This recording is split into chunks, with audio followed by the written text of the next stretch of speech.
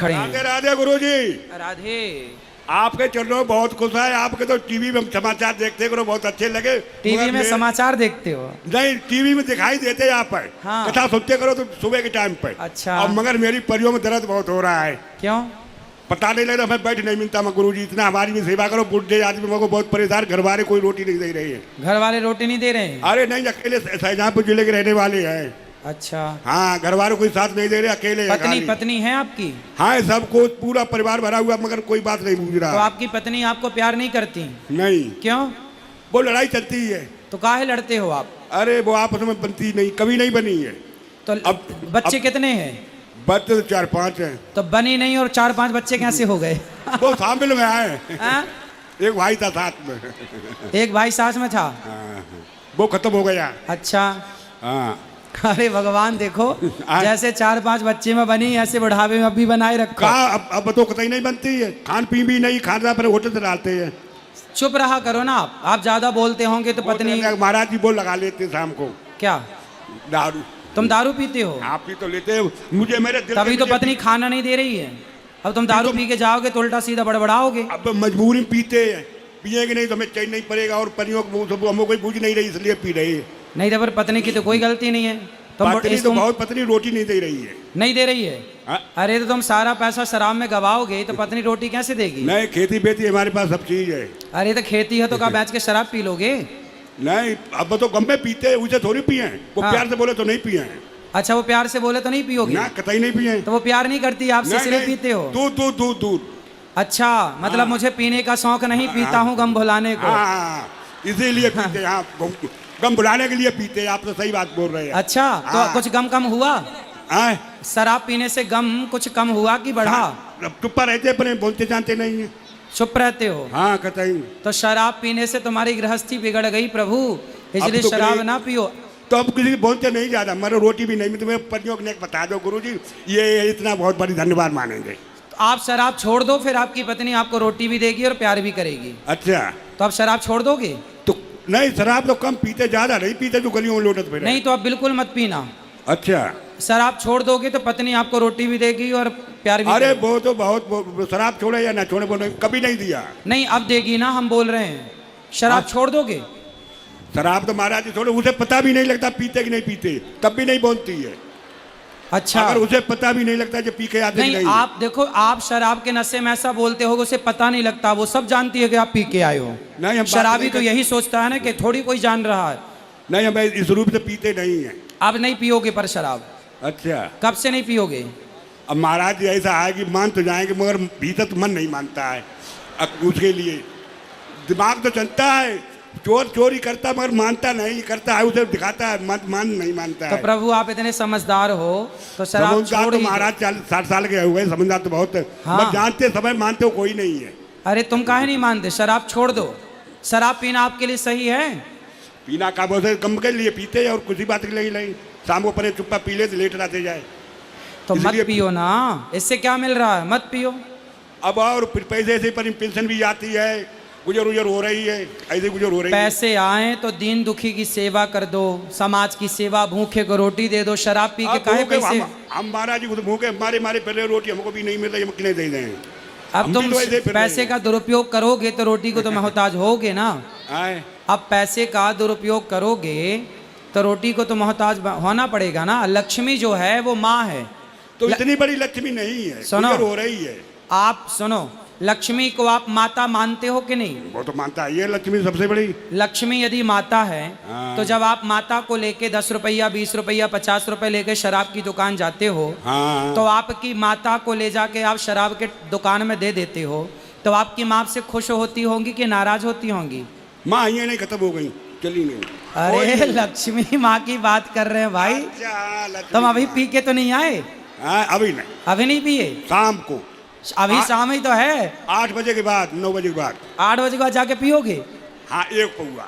एक पौआ? खाली बताओ नहीं। अरे जाना कहते पीने वाले एक लोटी उधर पावर पर हो भाई। ये तो सब तरह के आते हैं। सुनो, लक्ष्मी माता है और जब आप शराब खरीदते हो पैसे से तो वो लक्ष्मी नाराज ना होती होंगी कि भाई तुम हमें गलत जगह दे रहे हो? अच्छा, अब ये परियों की बता दो महाराज जी, हमने बहुत दिक्कत है, बैठ नहीं मिल रहा। अब वो ठीक हो जाएगा सब, शराब छोड़ दोगे तो सब अच्छा हो जाएगा। अच्छा अच्छा, राधे राधे। तो शराब नहीं पियोगे? शराब तो महाराज जी मन तो चल रहा है, ऊपर से नहीं मान पाएंगे, हो सकता है छोड़ दें। तो छोड़ दो तो अच्छा है। राधे राधे। राधे राधे, छोड़ देना अब शराब। आशीर्वाद तो दे दो, आशीर्वाद। आशीर्वाद है, खुश रहो, छोड़ देना। आपको चरणों में कोटि कोटि प्रणाम बाबा। खुश रहिए। मैं शांति के लिए कुछ करना चाह रहा हूँ, शांति नहीं है मुझे मिलती। शांति नहीं है? शादी हो गई आपकी? हाँ हो गई। पत्नी का नाम रख लेना शांति। फिर शांति मिल गई। आप कह रहे हैं शांति नहीं है, पत्नी को शांति के नाम से बुलाया करो। शांति यहाँ आओ, मन शांति भोजन लाओ, शांति रोटी लाओ, लो मिल गई शांति। मन बहुत विचलित रहता है बिजनेस में या कहीं भी जाते हैं थोड़ा सा इधर उधर। तो मन कहाँ जाता है आपका? मन एक तो भक्ति में मन लगता है, दूसरा बस पैसा के पीछे दीवानगी, दो ही चीज में दीवानगी और तीसरा कोई चीज नहीं। पैसा कितना कमा लिए हो? हम क्या कमाएंगे, सब भगवान का दिया हुआ है, भगवान ही में। तो संतुष्टि मिली कि नहीं? संतुष्टि तो मिली है 75%, 25% बाकी है। जितना मिल रहा कमाओ, मेहनत खूब करो, पैसा खूब कमाना चाहिए, लेकिन जितना है उसमें प्रसन्न रहो। शांति सबसे बड़ा धन है, शांति सबसे बड़ा धन है, शांति। शांति। आपकी पत्नी का नाम, तो आपके पास है शांति। हाँ। और आपको संतोष रखना है, जितना दिया विधाता ने दिया वो बहुत है।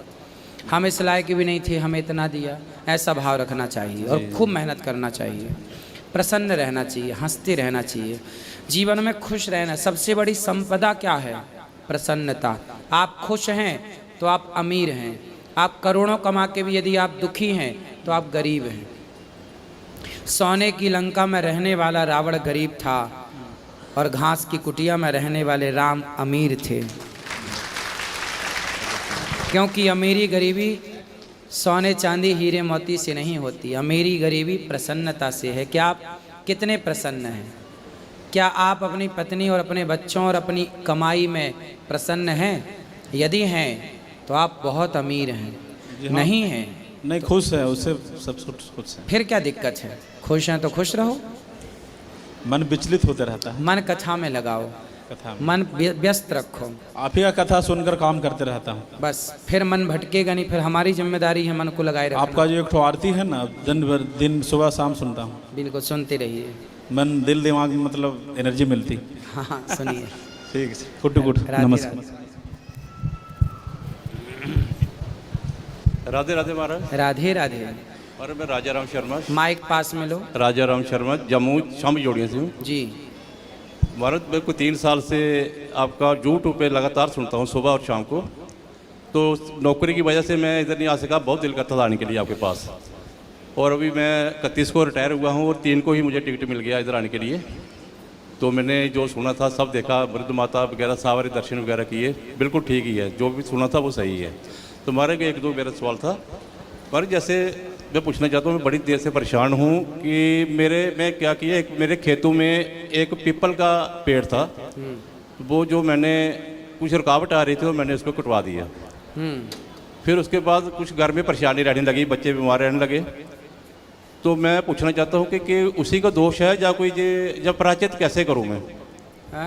कोई क्या प्रायश्चित करूँ कि वो मेरा दोष जो है वो खत्म हो जाए? पीपल के पेड़ को कटवा दिया आपने? जी हाँ, खेतों में था। तो फिर अब और कहीं पार्क में कहीं अच्छी जगह पे पीपल का पेड़ लगवा दीजिए। मैंने 2 पेड़ शमशान घाट में लगाए हैं सावन महीने में। ठीक है, उनकी सुरक्षा रखिएगा। कर रहा हूँ, पानी देता हूँ उनको। ठीक है, बस बढ़िया है, हो जाएगा इससे थोड़ा। सब सही है। हाँ, तुम्हारा एक और क्वेश्चन मेरा कि जैसे मैंने अपने घर में मंदिर बनाया हुआ है, तो उसमें मेरे कुल देवते के मैंने अपने प्रतिष्ठा की है, और साथ ही अपना राधा कृष्ण का, अपना कन्हैया जी का भी पूजा करता हूँ जी। तो मैं पूछना चाहता हूँ कि मैं 2 जोत जलाता हूँ, एक कुल देवता की और एक भगवान की। सही है, सही करते हैं आप।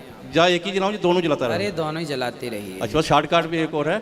जैसे सर आप बोलते हैं कि और ग्रंथों में भी पढ़ा है कि इंसान जो है ये मतलब अपने पुण्य कर्म, पिछले जन्म के कर्म पुण्य जो भी है वही भोगता है। तो मैं थोड़ा वहम ये है कि जैसे 140 करोड़ बंदा जो इंसान है इस वक्त हमारे भारत में, तो ये सभी अपना सुख दुख जो भोग रहे हैं पिछले जन्म का। हाँ, तो क्या सर ये पिछले जन्म में ये सभी लोग इंसान ही थे 140 करोड़ तभी भोग रहे हैं जी इधर? पिछले जन्म में तो ये 84 लाख योनियों को भोग कर अब मनुष्य बने हैं।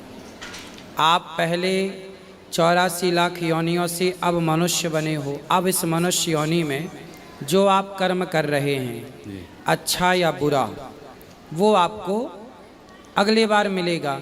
इसका एक सिंपल फंडा है, मैं कथा में समझाता हूँ जी। जब हम यहाँ से मरकर जाते हैं तो यमदूत हमारे पापों को और पुण्यों को अलग अलग करते हैं जी माना कि आपने 5 किलो पाप किए, जी तो 5 किलो पाप आपके हैं और 100-200 ग्राम आपने पुण्य किए, तो 5 किलो पापों के लिए आपको 84 लाख योनियों में भेजा जाएगा। जी। जाओ भोग के आओ।